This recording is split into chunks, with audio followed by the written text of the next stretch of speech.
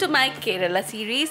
So last এপিসোডে তোমরা দেখলে আমরা কালকে থেকেডি চলে এসেছি, আর কালকে বিকালেই আমাদের বোট সাফারি করার কথা ছিল, বাট অ্যাজ আমাদের ড্রাইভার সাজেস্ট করলো কি সকালে সাফারিতে বেশি সাইটিং হয়, তাই আমরা একটু প্ল্যানটাকে চেঞ্জ করলাম। তো এখন সকাল সকাল আমরা বেরাচ্ছি। তো ভোর 4:30-র সময় মামা টুপা এসে দরজায় নক করলো আর বলল দেখ হরিণ এসেছে। সো আমরা হরিণ দেখলাম, অলদো আমি ভিডিওতে ওটা দেখাতে পারছি না, বাট আমরা চোখে দেখতে পেরেছিলাম। তো এখন বাজে সকাল 6টা, আমরা বেরিয়ে যাচ্ছি জঙ্গল সাফারি, বোট সাফারি করতে। তো চলো আমাদের সাথে। বাইরে পিছনটা এত সুন্দর লাগছে, ফোনে একদম কিচ্ছু বোঝা যায় না, চোখে দেখে এটা খুব বেশি ভালো লাগে। তুই সকাল 6টার সময় চশমা পরেছিস কেন? লোকেরা ইনভেস্ট করে ভবিষ্যতের জন্য, ঠিক আছে? টাকা পয়সা জমা এফডি করে, কি হলো ভবিষ্যতের জন্য। আমি আমার চোখে ইনভেস্ট করে রেখেছি, সূর্য ওঠার আগে আমার ইনভেস্ট করাই আছে। চোখে পড়ে থাকতে হবে।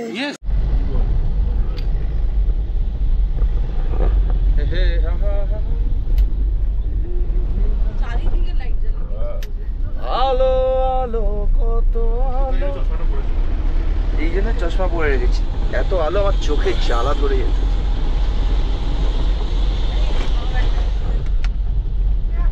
আরো আলো আরো আলো আরো আলো।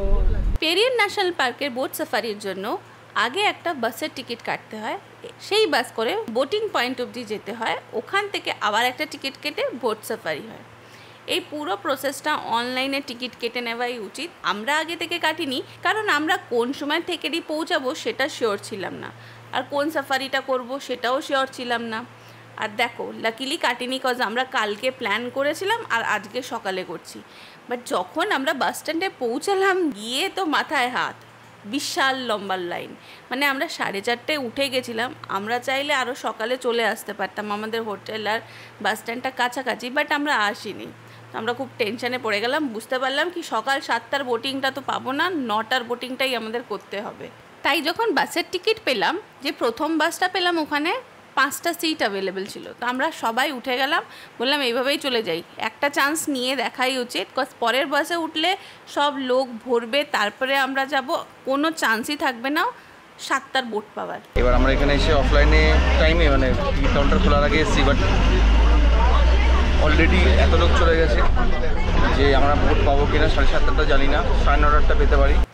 যেখানে জুগাড়ু ব্যাপার, যেখানে লাইনে দাঁড়াতে হবে, যেখানে ভিড়ভাড়ের মধ্যে দিয়ে কিছু নিয়ে আসতে হবে, এই সব জায়গায় আমাদের আসা শুধু বিজিত, কজ ও গেলে আমরা ঠিক ওই জিনিসটা পেয়ে যাই। তাই বিজিত দাঁড়ালো লাইনে আমাদের সবার মনের আশা নিয়ে। প্ল্যানটা ছিল কালকে ইভিনিং আমরা বোট রাইড করব। সো আমরা বুকিং করিনি, কখন এসে পৌঁছাবো, অনেক কটা টাইমিং আছে, তো ঠিক করেছিলাম যখন আসবো ওই হিসাবে বোটিং করব। আসার পরে আমাদের ড্রাইভার দাদা বললে এত গরমকাল, এই সময় এমনি খুব একটা অ্যানিমাল দেখা যায় না, সকালের দিকে বোটিং হয়ে গেলে তাহলে তোমরা দেখতে পারবে। ঠিক আছে, আমরা বললাম ঠিক আছে, চলো আমরা টিকিটগুলো কেটে নিই। তো দাদা বললো না আজকে কাটা যাবে না, কালকে অন স্পট টিকিট কাটতে হবে। অনলাইনটা আর কাটার কথা তখন মাথায় আসেনি, কি অফলাইনই কাটতে হবে। সো আজকে সকালে যখন আমরা বাস স্ট্যান্ডে এসে পৌঁছাই, দেখি অলরেডি অনেক বড় লাইন। তাই সকাল 7:30 যে বোট রাইড সেটা তো আমরা আর পাইনি, পাচ্ছি আমরা 9:30 বোট রাইড। হোপফুলি এখনও বিজিতরা লাইনে দাঁড়িয়ে আছে, টুপাই আর বিজিত লাইনে দাঁড়িয়ে, মারা আর এক জায়গায় বসে আছে। আমি আর গুড়িয়া এসেছি একটু খাবার দাবারের ব্যবস্থা করতে, সবার জল টেস্টটা খিদে পেয়ে গেছে। সো ওটার জন্য এই সুন্দর একটা ক্যাফে আছে এখানে, এই ক্যাফেটার কাছে এসেছি।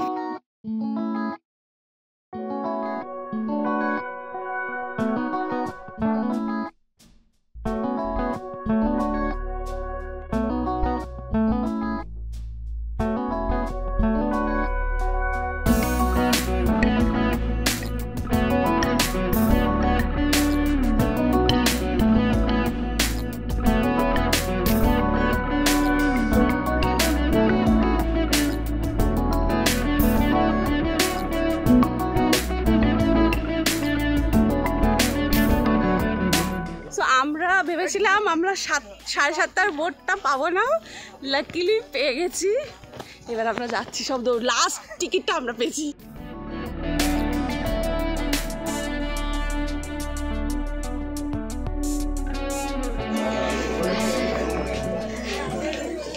লাকি, এক্সট্রিমলি লাকি, ভালো জিনিস পেয়েছি। হ্যাঁ আগে গেলে বাগে খায়, পরে গেলে সোনা পায়। ছোটবেলায় সবসময় শুনেছি আগে গেলে বাগে খায়, পরে গেলে সোনা পায়। আমাদের জন্য একদম খাঁটি কথাটা। বিকজ আমরা লেট করেছি লাস্ট বোর্ড বলে আমরা একটা ছোট্ট পার্সোনাল বোর্ড পেয়ে গেছি, আর আগে আসলে আমরা এটা পেতাম।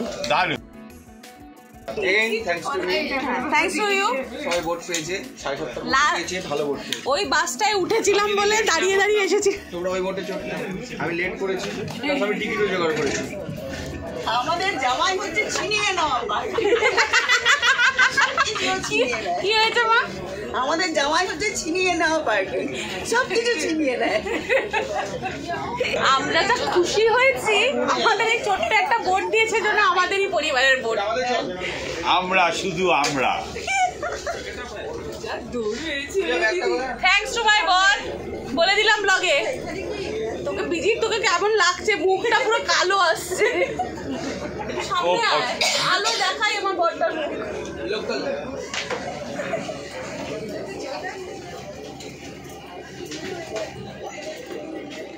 এই দেখ ফর্সা হয়ে গেল। কি হলো বিজি আজকে? আজকে আমি ধাক্কা মেরে বেরিয়ে গেছি।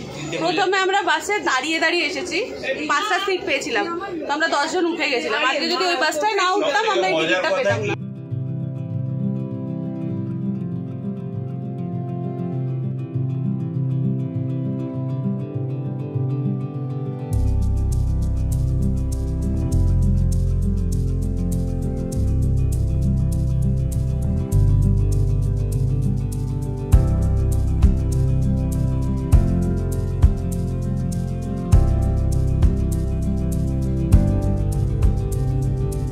অনেক বছর আগে একটা ছবি দেখেছিলাম, জলের মধ্যে গাছ দাঁড়িয়ে আছে।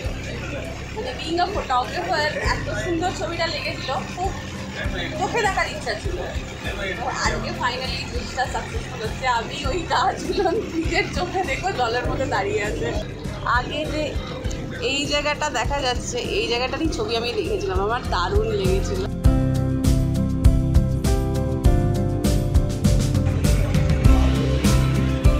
কেমন লাগছে?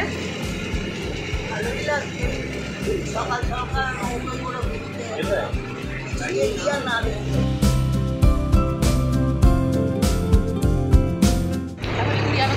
এটা কি হোয়াইট সাদা হোয়াইট সাদা? তোমরা বলো হোয়াইট সাদা কি হয়?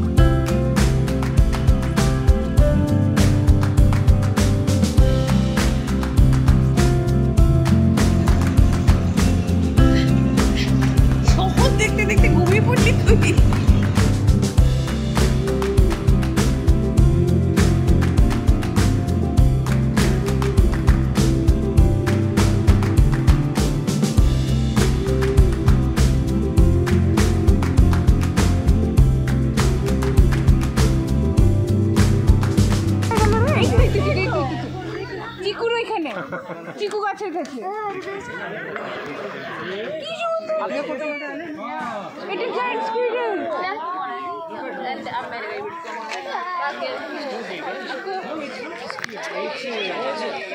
Giant squirrel.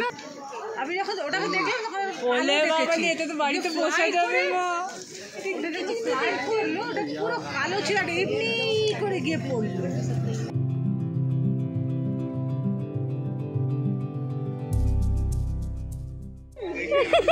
আমাদের ক্যামেরার ব্যাগ পুরো পুরো জাসুসগিরি হচ্ছে। কিছু নেই, কামড়া ছিঁড়ে দিচ্ছে। এনে এনে এনে দাদা, এটা না এটা না, এটা আমার ক্যামেরা নেই। এ মা এ মা ব্যাগ আমার,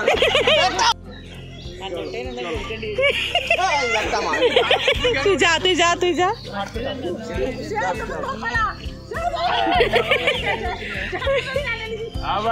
যাও যাও যাও যাও সবাই চলে যাও যাও।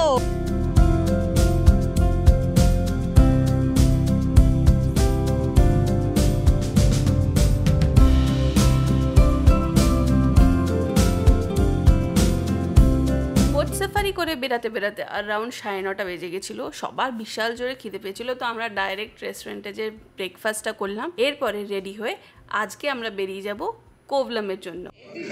একদম সেট হয়ে বসে আছি।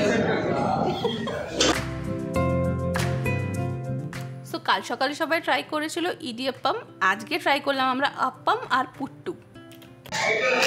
তো কেমন লাগলো পুট্টু? কি মনে হলো? চিনি ছাড়া পিঠে। আর ওইদিকে সবাই খাচ্ছে দোসা। হ্যাঁ, খেয়ে দিয়ে এই সুন্দর জায়গাটাকে বলছি বাবাই, আর দেখা হচ্ছে আমাদের নেক্সট এপিসোডে। টিল দেন বাবাই, সবাই খুব ভালো থেকো।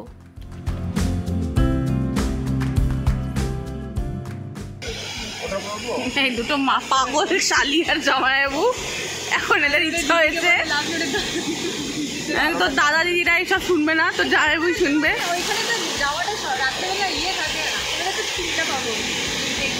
খুব ফিল জীবনে চাই না তো।